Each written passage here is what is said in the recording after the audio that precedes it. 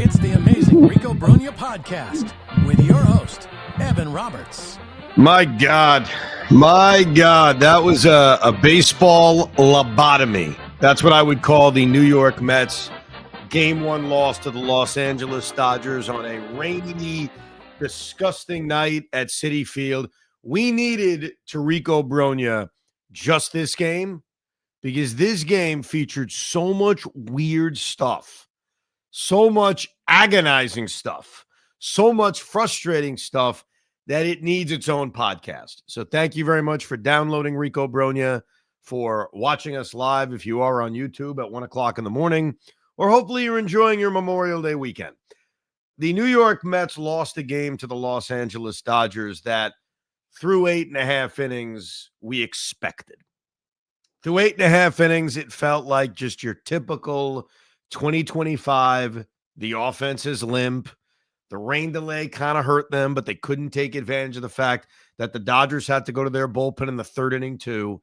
And it was just going to be a typical blah loss. That's what this game was. And then the New York Mets, I guess to their credit, decide to absolutely tease us with a fun ninth inning rally against Tanner Scott. They can't hit Matt Sauer. They can't hit Ben Kasparius. They can later hit Lou Trevino and Anthony Banda and Luis Garcia. But Tanner Scott, for whatever reason, we own his ass. And the Mets put together this, let's call it what it was, an awesome ninth inning rally. Jeff McNeil rips that 2-run triple. Tyrone Taylor gets an RBI hit. And we're all set up to walk off the Dodgers in the bottom of the ninth inning after trailing 5-2. And then we got our baseball lobotomy because what we witnessed, not only failing to drive in the winning run in the bottom of the ninth inning, but failing in 4 straight innings to get the Manfred man home. 4 straight innings. They can't get the guy home from second. And multiple times they fail with the top of the order. This is what I'm hoping. I'm hoping that this absolute failure to get a hit, to do smart things in extra innings, laying down dumbass bunts, which we'll get to, I'm hoping this is going to be the rock bottom of hitting with runners in scoring position. That's at least my hope. They ended up going 2 for 14 with runners in scoring position, and most of that was extra innings because obviously you are given literally a guy in scoring position to start every inning. This was dog crap. And there's so many different things to get to that I have to start with the Starling Marte bunt. Because Starling Marte, and I don't mean the bunt hit, which actually led to a run in the 4th inning early in this game. I'm talking about in the 12th inning when you have the Acuna Manfred man on second. They walk Francisco Lindor, and you don't have Pete Alonso. Pete Alonso's out because Mendy decided to go for the speed and pinch run Alonso with Jose Ozokar in the 11th inning. And I'll get to that later. But how are you bunting with first and second and nobody out, knowing they're not going to face Soto, and the guy after Soto is going to be Luis Torrens because Ozokar replaced Alonso? And trust me, I get that Torrens has been really clutch this season. Like statistically, he's been the second most clutch hitter on this team after Pete. But you cannot. And I also understand that Soto's a mess right now. And he continues to slump. And he had his opportunity, had his chance to walk off, be a hero, and have his Met moment. But you can't bunt and take the bat out of Soto's hands. He's 0 for 5. But I want to give him a chance to maybe go 1 for 6. I got to give him that opportunity. And instead, Marte's bunting, And if the argument is he's bunting for a base hit, the odds of you getting that base hit with the defense pinched in just a little bit because they play for bunts, even though teams should not be bunting, the chances of Marte beating it out far different than when he did it the fourth inning. I hated that play. I have become anti-bunt over the last couple of years in my life. In this spot, you can't argue it because you know exactly what Dave Roberts is going to do. And it's what happened. You take the bat out of Soto's hands, you set up a double play, and Luis Torrens, yeah, he's had a fine year. We really trust in Luis Torrens? What does he do? He bounces into a double play. That cannot happen. And I want to move it back 2 innings earlier to the decision to even pinch run for Pete Alonso. I hated that too. Because you're going to Jose Ozokar. You're not going to steal a base, and maybe you're getting an extra step on a base hit to the outfield. So you are improving your speed just a little bit, but the risk reward is that while you may be improving the speed by a little bit going Ozokar Alonso, think about what you lose if the game continues. You lose defense because you're sticking a guy at first base that is not a first baseman, in this case, Luis Torrens, and then you're losing the bat if this game continues. I just don't think the reward was big enough. I don't think the upgrade in speed was big enough to warrant hurting yourself defensively and hurting yourself potentially a few innings later by not having that bat. And then we have Juan Soto. As much as I wanted Soto to get that opportunity in the 12th inning, he had the opportunity in the 10th inning. This was his moment. This was his chance on a Friday night against the team that knocked us out last year. The feeling is Soto's going to be the piece that brings us over the Los Angeles Dodgers, at least in theory.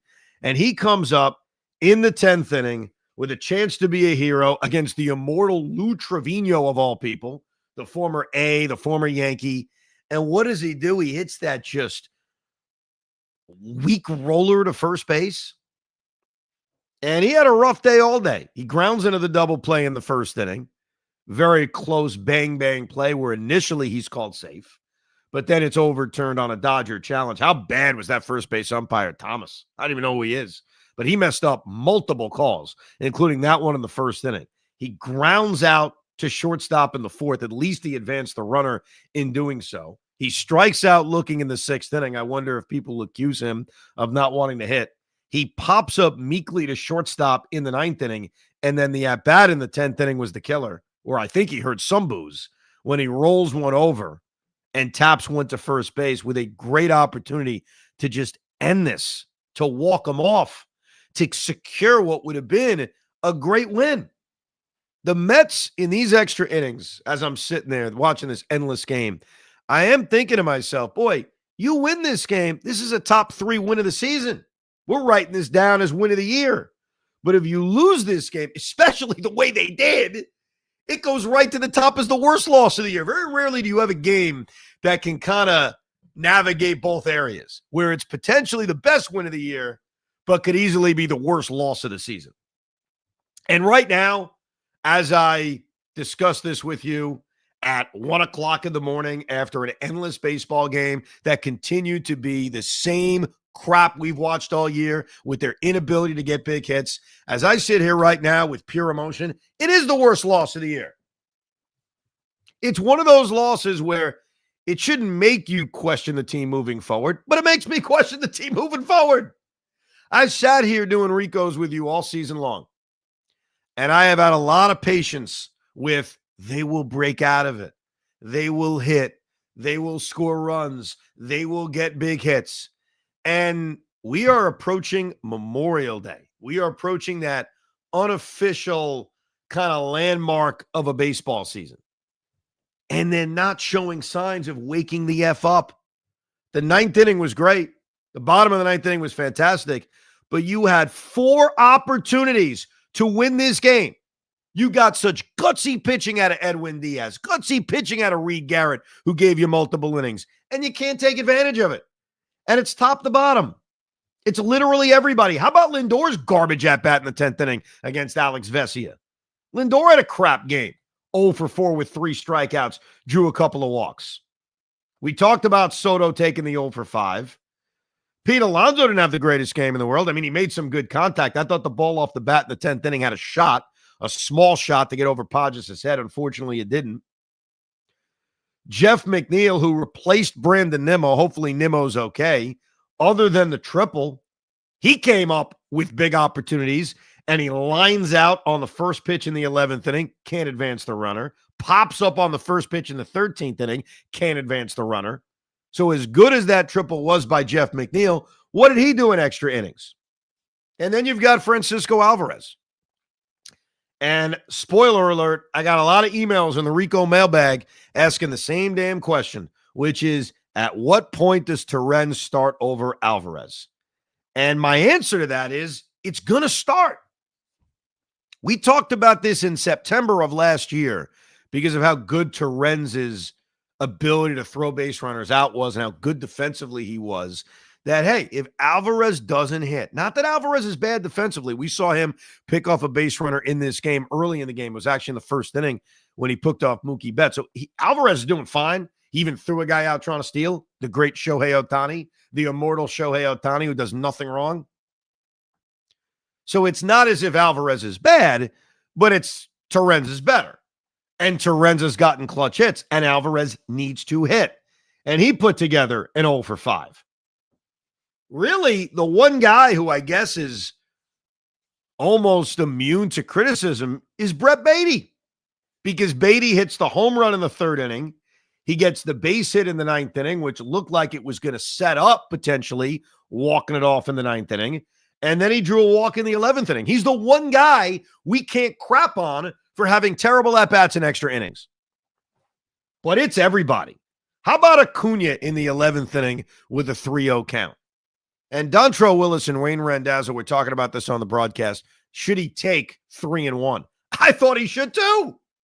Now, the 3-1 pitch was right there. It probably would have been called a strike. But Luis Angel Acuna has been so bad at the plate over the last couple of weeks that, yeah, I'm thinking to myself, 3-1, fresh pitcher on the mound in Luis Garcia, make him throw another one. Make him throw another one. Let's see. And he rolls one over very easily to third base. It's unacceptable, and it's got to get better. And this was such a great golden opportunity for this team. Rallying in the 9th inning against Tanner Scott down 5-2. That's a badass rally. Shouldn't be forgotten about. Like, that's a very impressive rally. The problem was you couldn't seal the deal. You got the girl's phone number, you couldn't take her out. I would use a more vulgar analogy, but I don't want to do that. We have kids listening to the Rico Brogna at all hours. But that's what it was. Very, very frustrating game. God bless the people that stayed. All those Met fans that withstood the hour and 38-minute rain delay, which was very odd to me because, as I explain a lot here on the Rico, I get home, I do an afternoon show on WFN. I don't like to miss a pitch. So I usually start games late on DVR. So I started this game very late on DVR. It starts to just downpour, as we saw in the 3rd inning, and now I'm racing through.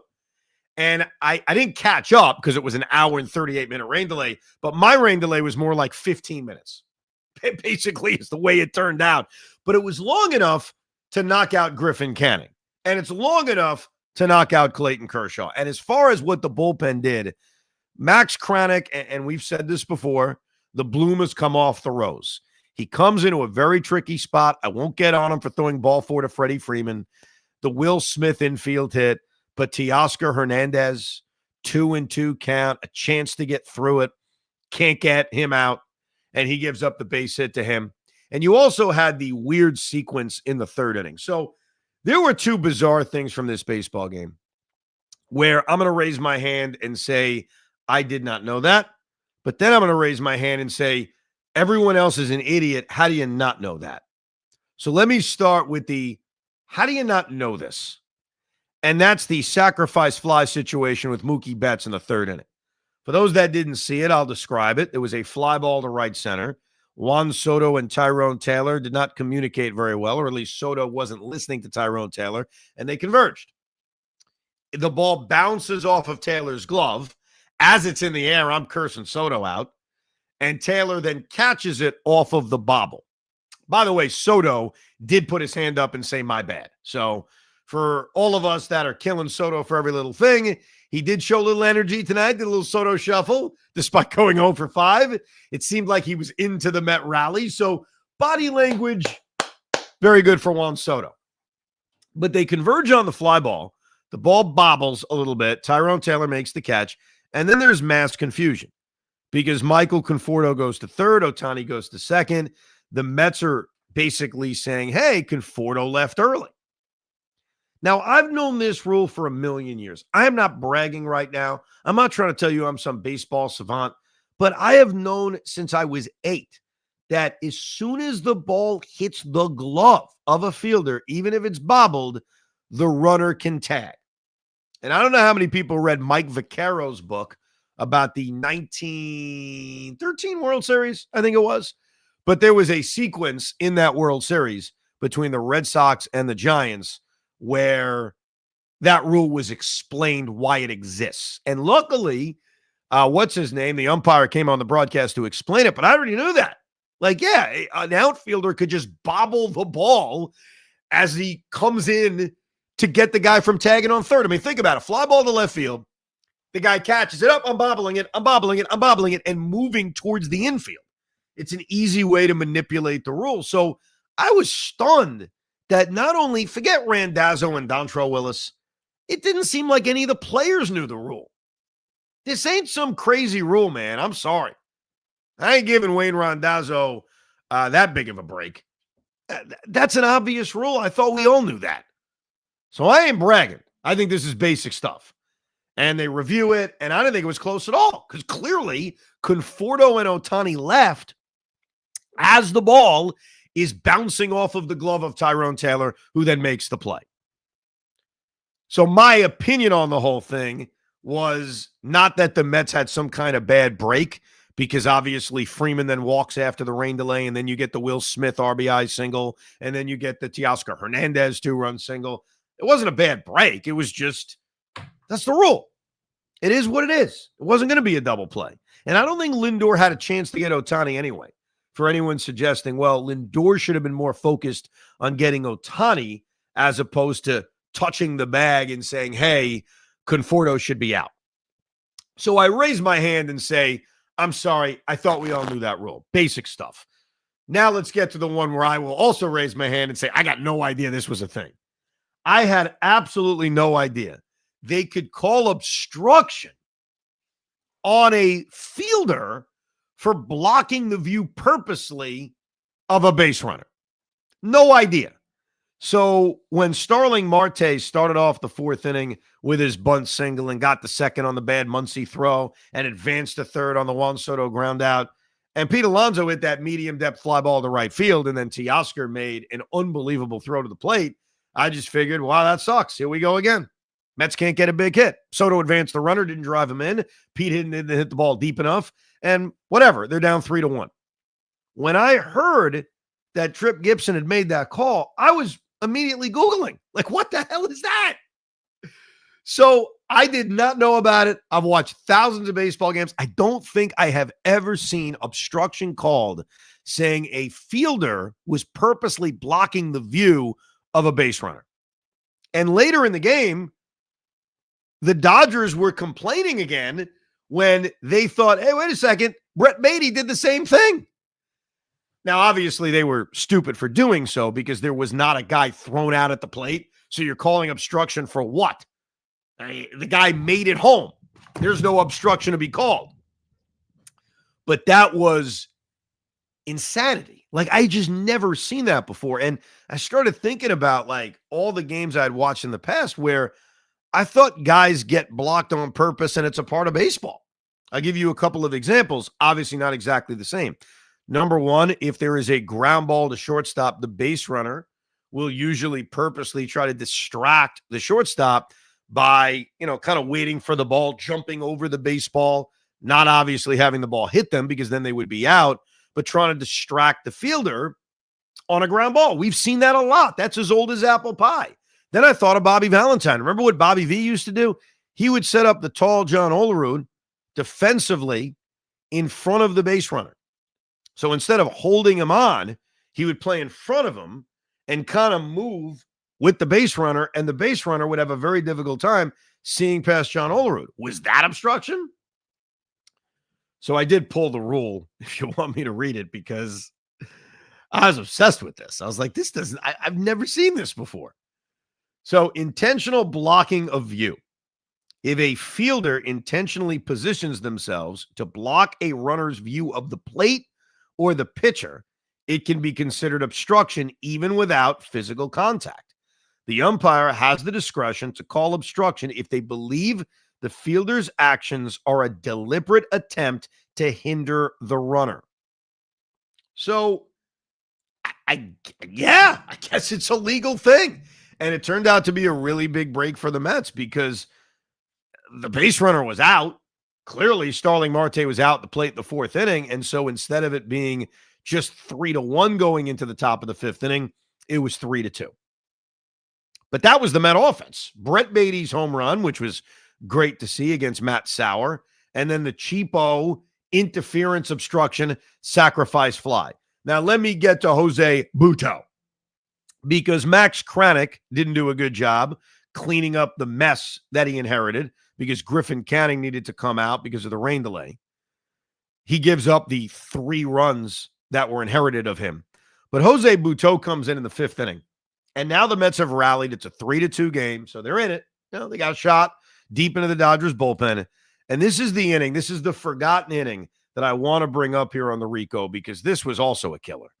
Butto gets the first 2 guys out, and those 2 guys were Mookie and Freddie Freeman, so not bad. He gets ahead of Will Smith 0-2. 2 outs, nobody on, ahead of the count 0-2, and then he loses Will Smith. He fouls a few off.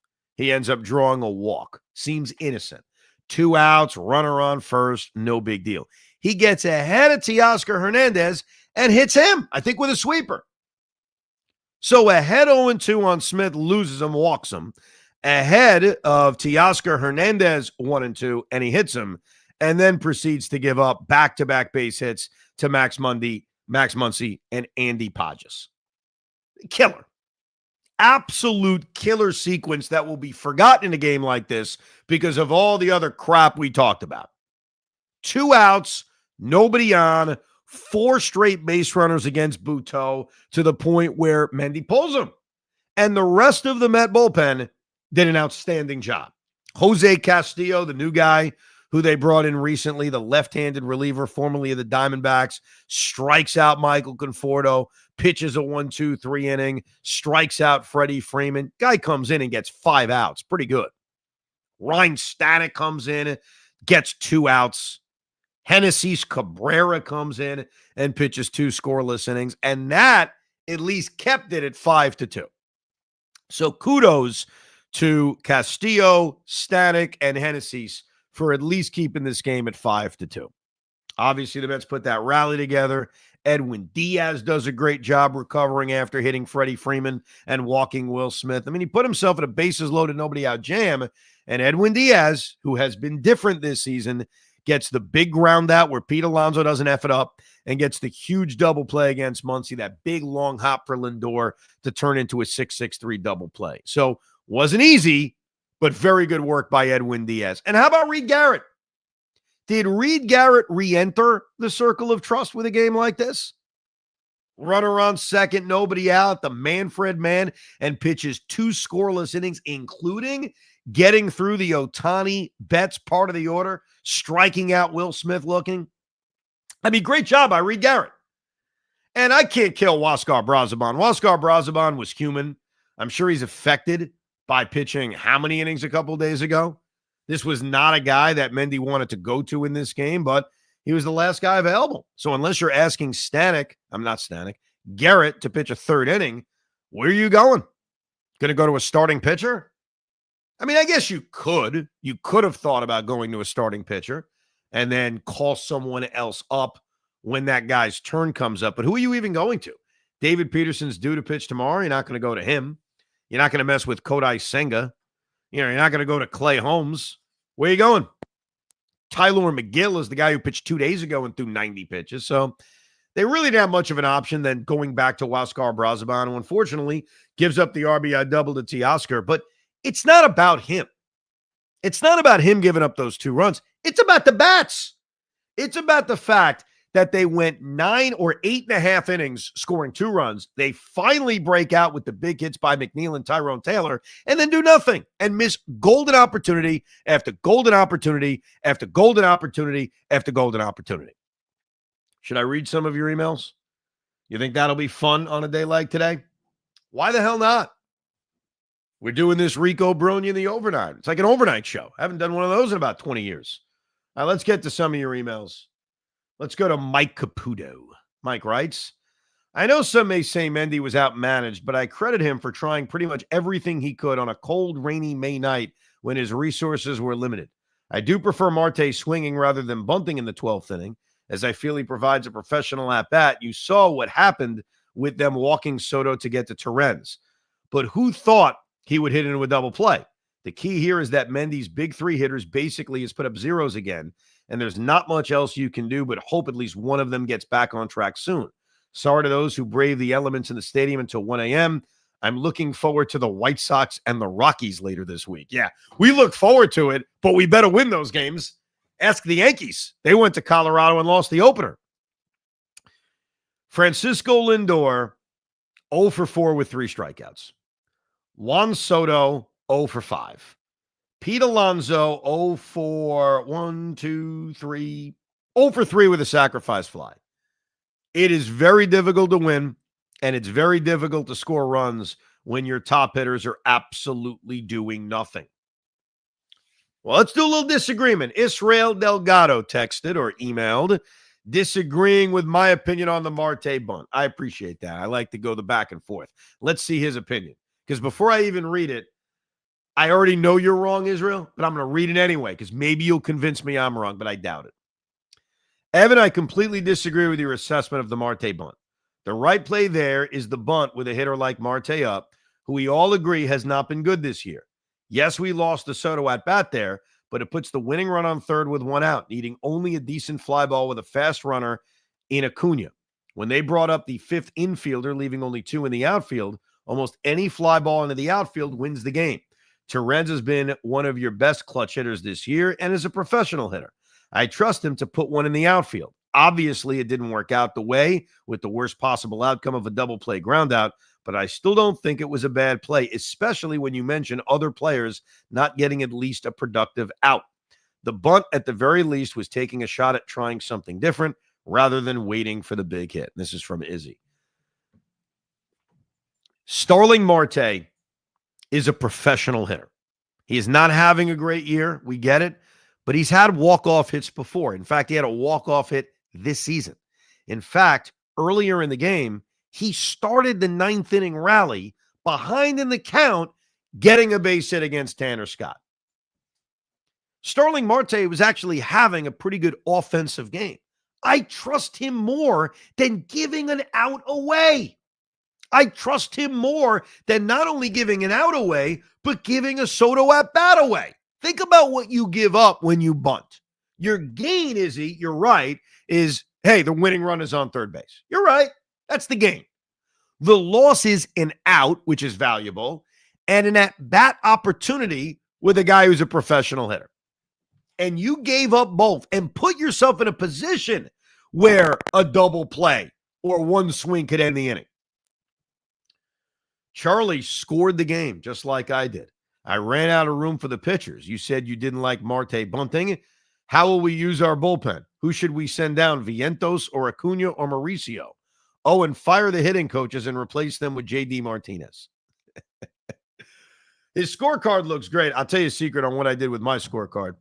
For those that have the Bob Carpenter, so I'm talking to about 12 of you, this guy, Charlie, does have the Bob Carpenter. I whited out his little trademark copyright, so I created an extra spot. I'm going to try to show it on the YouTube video. I don't know if you'll be able to see it, but Yeah, you can kind of see it. It's a little blurry. I did it on YouTube for those that consume the podcast audio-wise. Basically, I created 2 extra spots because he's right. We ran out of pitching spots in this game. Now, the one thing I was not concerned about was running out of inning spots. There are 15 innings in my scorecard. And with these new Manfred man rules, we're never going to get to the 16th. There's only been one game that's gotten to a 16th inning with these rules, and it's such a rarity. It's amazing we got to 13. It really is. Colin writes, first time, long time. Keep up the great work. Thank you. When do we start having the conversation about Eric Chavez? It feels like all the success we've had with him as hitting coach has been due to flukes like career years from Alonso and Nimmo in 22 or Lindor and Iglesias in 24. Hitters under his tutelage for some time have only seemed to have gotten worse. And with them not being one of Stearns' guys, I think it may be time for a change. You know, whenever an offense struggles, we have these discussions. Fire the hitting coach, fire Chili Davis, fire Eric Chavez, fire this guy. I'll be the first to tell you, I don't know what Eric Chavez is doing that is causing the offense to struggle, or making a change is going to spark the offense. Remember the Donnie Diesel thing? So I get the discussion. I get the conversation. I'm just never been one to scream and yell that you got to fire the hitting coach. Now, eventually, there are consequences for your failures. But I think the first thing I would do before I fire Eric Chavez, and it was suggested in one of our emails, and that's Ronnie Mauricio. On the last Rico Brogna, I said, hey, we're on Mauricio alert. We got to keep an eye on this guy. And with Mark Vientos being hurt, we'll see how serious this injury is. Obviously, if Vientos goes on the IL, I think it's a no-brainer. I think it's easy. I think Mauricio comes up. He's already been optioned. He's done with his rehab. He's been tearing it up at AAA. He plays third. He plays second. He plays shortstop. If Vientos is hurt, I think it's a nice, easy, open and shut discussion. Mauricio comes up. You get him some at-bats, whether it's at DH, whether it's at third base. We can figure that out, but he comes up. If Vientos is fine, and this is a day-to-day operation, you can still consider calling him up because you got 2 other ways to add him to this roster to spark the offense. One, I'm not a fan of this, but I'm throwing it out there, is sending down Acuna, which is crazy since a week and a half ago we were talking about you got to play him every day. I still think Acuna, despite his at-bats recently, gives you enough defensively, gives you enough with his versatility, gives you enough with his speed where I would not be sending him down. The guy to send down, or really DFA, because you can't send him down, is Jose Azocar. Jose Azocar does not really have a role on this team. He's an outfielder. The Mets have outfielders. Jeff McNeil can play the outfield. Starling Marte can play the outfield. Luis Angel Acuna, Mendy told me, I'm going to believe him. I don't think he's lying to me. He has confidence in Acuna playing the outfield. When he was on with Tiki and I before the Subway Series, I said, why don't you like playing Acuna in center? And he gave the reason, if you believe him, and I do. He seems to be very upfront. I think he's strategically honest. That the reason McNeil plays center field over him is not that he doesn't trust Acuna, but he believes that's his best defensive alignment. Because if it's Acuna in center and McNeil in second, you're weakening yourself at second base. And who knows what Acuna is in center field? Maybe he's the same as McNeil. And if he's the same, then you're worse defensively because Acuna is better than McNeil defensively at second base. But if you believe Mendy that he can play the outfield, he can play the outfield. So what the hell's the point of Jose Azocar? Then you could call up Ronnie Mauricio to spark the team. But I'm more intrigued by that than I am, all right, fire Eric Chavez. Because we say that not knowing what he's actually doing, good or bad, behind the scenes. Either way, I think it's time to go to sleep. I do appreciate anybody that hung out live on the YouTube of episode 487 of the Rico Brogna or downloaded it on this Memorial Day weekend. We will have a series recap, Rico, on Memorial Day Sunday, but we needed to get all of this in because game 1 of this series featured so much weird crap and so much frustration. It needed its very own podcast. I want to thank Pete Hoffman. Pete Hoffman is an incredibly talented guy. He is hosting the overnight on WFAN as he set up episode 487 of the Rico Brogna. So great work off. Thank you very much. And thank you very much for listening, downloading, and subscribing to another edition of Rico Brogna. Goodbye.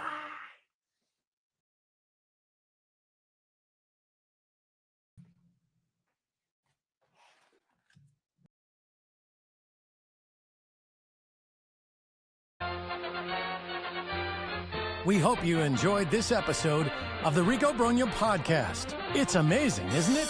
Make sure you download it now to keep it on you at all times.